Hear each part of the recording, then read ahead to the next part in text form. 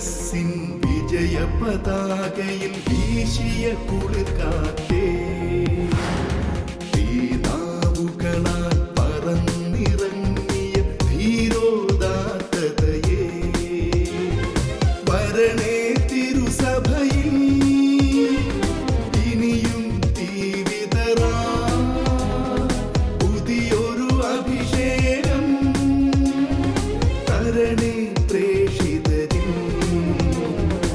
ആദിയുഷസ്സിൻ വിജയ പതാകയിൽ വീശിയ കുളിർക്കാറ്റേ, തീനാവുകളാൽ പറന്നിറങ്ങിയ ധീരോദാത്തതയേ, വരണേ തിരുസഭയിൽ ഇനിയും തീവിതറാ പുതിയൊരു അഭിഷേകം തരണേ പ്രേഷിതരിൽ. ഏകരക്ഷകനാമേശുവിനെ സധീരം പ്രഘോഷിപ്പാൻ പാവന റൂഹാ നീയരുളണമേ വീണ്ടും പെന്തക്കുസ്താ.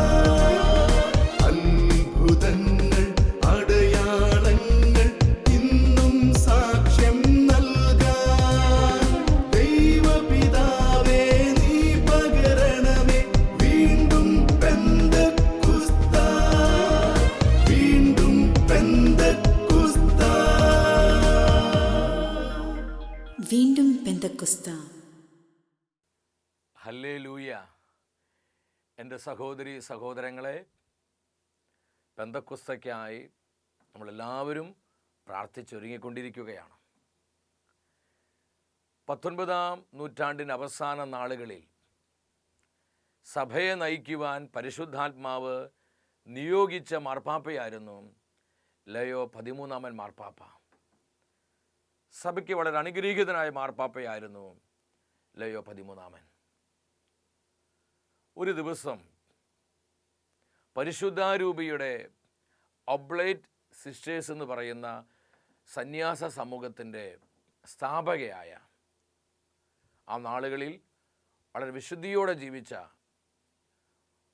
ഒരു പാവപ്പെട്ട കന്യാസ്ത്രീയായിരുന്നു വാഴ്ത്തപ്പെട്ട എലേന ഗുവേര. ഈ സിസ്റ്റർ ലയോ 13-ാം മാർപ്പാപ്പയുടെ അരികിൽ ചെന്നുകൊണ്ട് പറഞ്ഞു, പരിശുദ്ധ പിതാവേ, അങ്ങ് ഒരിക്കൽ കൂടെ സഭയെ മട്ടുപ്പാവിലേക്ക് നയിച്ചാലും, അങ്ങ് ഒരിക്കൽ കൂടെ സഭയെ മട്ടുപ്പാവിലേക്ക് നയിച്ചാലും.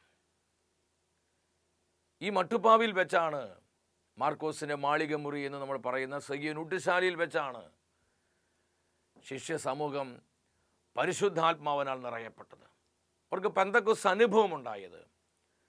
ദൈവത്തിൻ്റെ തീനാവുകളായി അവരെല്ലാം കത്തിജ്വലിച്ചത് ഈ മട്ടുപ്പാവിൽ വെച്ചായിരുന്നു.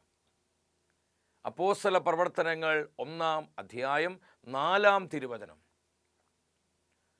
കർത്താവിനോട് കൂടെ ശിഷ്യന്മാരെല്ലാം ഭക്ഷണത്തിനിരിക്കുമ്പോൾ കർത്താവ് അവരോട് കൽപ്പിച്ചു, നിങ്ങൾ ജെറുസലേം വിട്ടു പോകരുത്, എന്നിൽ നിന്ന് നിങ്ങൾ കേട്ട പിതാവിൻ്റെ വാഗ്ദാനം പ്രാപിക്കുവാനായി കാത്തിരിക്കുവിൻ.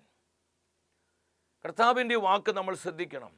കാത്തിരിക്കുക, പരിശുദ്ധാത്മാവിനെ പ്രാപിക്കുവാൻ, പരിശുദ്ധാത്മ ശക്തിയിൽ നിറയപ്പെടുവാൻ, പെന്തക്കോസ്ത് അനുഭവം ഉണ്ടാകുവാൻ നിങ്ങൾ കാത്തിരിക്കണം. ഇന്ന് നമ്മൾ ഓരോരുത്തരും ഇത് തന്നെയാണ് ചെയ്യേണ്ടത്. ഒരു കാത്തിരിപ്പ് നമുക്ക് ആവശ്യമാണ്.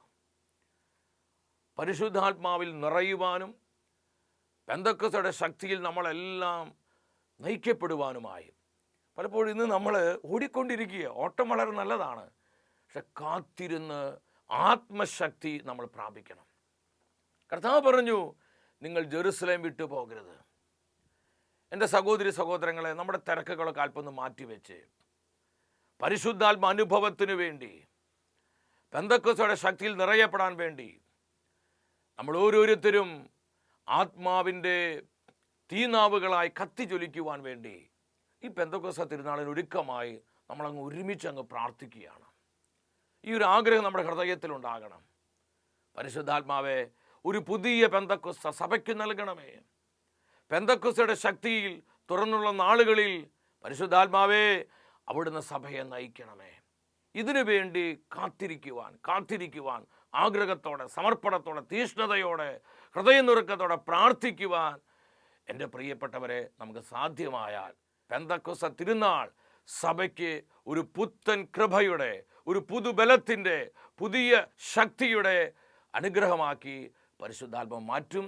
അതിനായി ആത്മാവിൻ്റെ പദ്ധതികളോട് നമുക്കെല്ലാവർക്കും സഹകരിക്കാം. വീണ്ടും പെന്തക്കോസ്ത.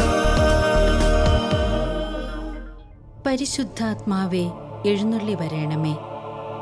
അങ്ങേ ഇഷ്ടദാസിയായ പരിശുദ്ധ മറിയത്തിൻ്റെ ശക്തമായ മാധ്യസ്ഥതയാൽ തിരുസഭയിലേക്ക് അഗ്നിനാവുകളായി വീണ്ടും വന്നു നിറയണമേ.